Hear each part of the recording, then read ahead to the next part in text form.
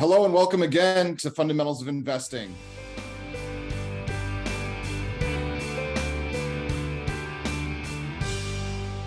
These videos are designed to help explain important investment concepts you need to know as you work to grow your personal wealth and build your retirement nest egg. I'm Brian Dress, Director of Research here at Left Brain, and I'm joined as always by our CEO and Chief Investment Officer, Nolan Langford. Nolan, thanks for joining us.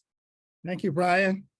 Excited to be here. Yes, thank you, Nolan. And again, at Left Brain, we do specialize in working with rising affluent and high net worth investors. As people generate higher incomes from their employment or from their business, a number of financial issues do tend to arise. And again, as we said, the saying goes, more money, more problems. I'm putting together a checklist for folks who have just come into $1 million of net worth. We just put together part one, which we cover the investment strategy side of things. And here, this is part two of the video where we want to cover protection, and we want to cover taxes. So there's a lot that goes into it when you do come to $1 million of net worth. A lot of things you need to consider, a lot of concepts you need to consider, and we want to explain some of those for you here today. The first we're going to cover here in part two is protection. So Nolan, the first thing that comes to mind for me when I hear protection for investors or high net worth individuals is insurance, and that's in a variety of areas. Can you speak to some of the insurance needs that you might see in this area for folks who have just come into that $1 million net worth area? So first off, congratulations. If you're one of the successful investors that have reached this magic bright line of attaining $1 million in net worth, you should feel proud and excited about your financial future. So congratulations for all that you've done to get here. Our job as investment advisors is to nurture that and to show you how you can protect and grow what you currently have, and select hopefully us to help you get to the next million. The next million to get to 2 million hopefully should be easier and quicker than the first million. They say the first million is the toughest. So now let's talk about protection. How do you protect what you have? Insurance is exactly that. You need to transfer your risk to an insurance company. And there's a few areas of risk that we have. The first one that we always think about is our life and life insurance. And most investors will protect their family members, their other spouse, their children, and their loved ones should they have an untimely passing with the purchase of insurance to protect the standard of living. And the first type that we generally consider is term. Most of us, if we're working at an employer, we get term automatically, so we don't think about it. We're big proponents here, though. In addition to having coverage at work, we really think every investor should have a policy that they own personally themselves that go in the safe. So no matter which job or career you switch to, it'll be your decision whether you keep, increase, or decrease that policy, and the decision won't be made for you. So the first decision that we're all going to have to make is term or permanent. Do I get temporary insurance, which costs me less per thousand? But at some point, because it's term, which is another name for temporary, I'm probably not going to have anymore if I live past a certain age, because that term policy will become so expensive and won't be attractive to keep. Or do I spend more money and get a permanent policy? So that's the first decision in regards to insurance, and that every investor and high net worth achiever is going to have to decide. All right, Nolan, and then there are a number of other types of insurance. I'd love to have you explain a little bit more about it. A couple that come to mind: disability, long-term care, and umbrella policies.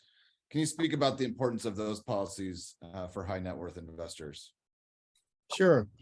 So if you're a $1 million net worth investor and you're in that stage where you're growing your net worth, then it's possible a very valuable thing that you do own is your future stream of income, your ability to go to work every day for an employer or run a business, and to be able to generate future income. And depending on your age, it could be that your future income stream is more valuable than the current assets that you've currently accumulated. How do we protect that future stream of income? We can do that by transferring that risk to an insurance company via a disability policy. So if I'm involved in an auto accident or something tragic health-wise or other befalls me, I can have a policy that will pay me future income to help continue to grow my net worth.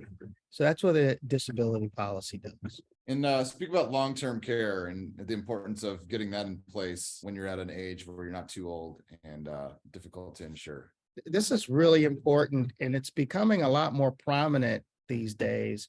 You know, every 7 seconds now here in the US, somebody retires. And a lot of us have loved ones who needed long-term care. That means that you can't perform all of your activities of daily living, so you need assistance. It doesn't always mean I need to go in a nursing home, although I could need skilled nursing care or an assisted living facility. More often than not, long-term care happens in the home, or we have outside home care come to take care of our loved ones in the home. But that's complicated. It's expensive. I need coordination of care. I need to be able to vet facilities and professionals. And so it's the one thing financially that really can wreak havoc on a well planned out retirement and a retirement income scenario. And so long-term care is something that we're starting to see more and more people really want to obtain. And we tend to think of it when people retire, it's something that we want to really check the box on and make sure we have these boxes covered. But I'm going to say earlier, we're starting to see investors take a look at this much earlier in their lives than you would expect.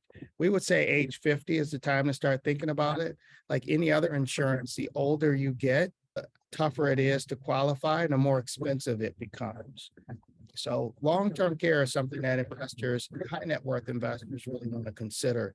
Nursing homes, you know, the average cost of nursing homes, if you need one, is over $70,000 a year nationally, and regionally they can be much more. So it is something that investors will want to consider. My takeaway, Nolan, from everything you've said here is, think about it sooner rather than later, because the older you get, the more difficult and more expensive it is to insure yourself for a number of these different eventualities. So definitely keep that in mind. And then there's one other side of protection, Nolan, and that's trust and wills. So a couple of questions here that you have to address when you're thinking about, what happens when you do pass on, who gets what from your estate, and what taxes are to be paid. So can you talk a little bit about the significance of those issues and how we can approach protecting against poor outcome in those cases? This is kind of a sobering topic. I don't think anybody likes to think about their demise. And it's kind of macabre to think about, but I have to think about it ahead of time. Hey, when I am going to die, and who would I like to have my wealth, my belongings, my things, and who would I like to be responsible for those things? And it's a really important topic. So a lot of people will think about, so there's two things to think about. One is who will get my things, and then the other one is whether I'm going to be taxed on those things.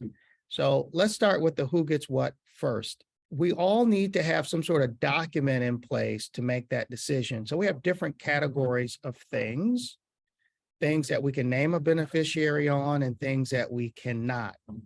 If it's an asset that I cannot name a beneficiary on, my home, my car, my jewelry, then I really need to have a document in place. It's generally a will to tell the courts who gets my stuff upon my passing. And what we all fear is that we don't have our affairs in order. We pass away, and now we have to, whoever our executor is has to go to court, and those things have to go through probate. None of us want that. The issues become, it's time consuming to go through probate. It could take weeks or months to get settled. Two, the judge will determine based off the laws of the state. Three, it's costly. And four, the biggest one is it's public. We like our affairs to be handled privately, quickly, cheaply, efficiently, and we want to determine who gets what. So estate planning becomes really, really important. And then Nolan, what's the role of trusts as it all pertains to these matters? So there's a document called a living trust. What it'll allow me to do is add a beneficiary to things who ordinarily would not have a beneficiary. So if I have a bank account, if I have a brokerage account, or even my home, I can have those things owned by my living trust. And those things then will not have to go through probate. I pass away, there's a death certificate, and then immediately those things go to my loved ones or wherever I name as my beneficiary of my trust, and they can be handled by a successor trustee. So it's an efficient way to pass assets on.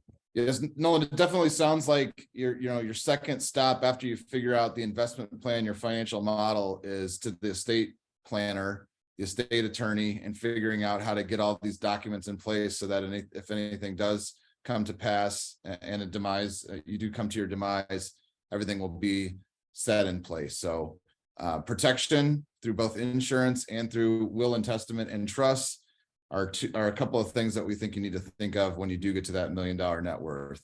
We're going to cut the video off here. We do have a third part of the video, which is going to be covering taxes. And if you have interest in learning more about what you need to do about taxes when you reach $1 million in net worth, click on through to the third part of the video, and we'll discuss that. Everyone's favorite, taxes. Being with us.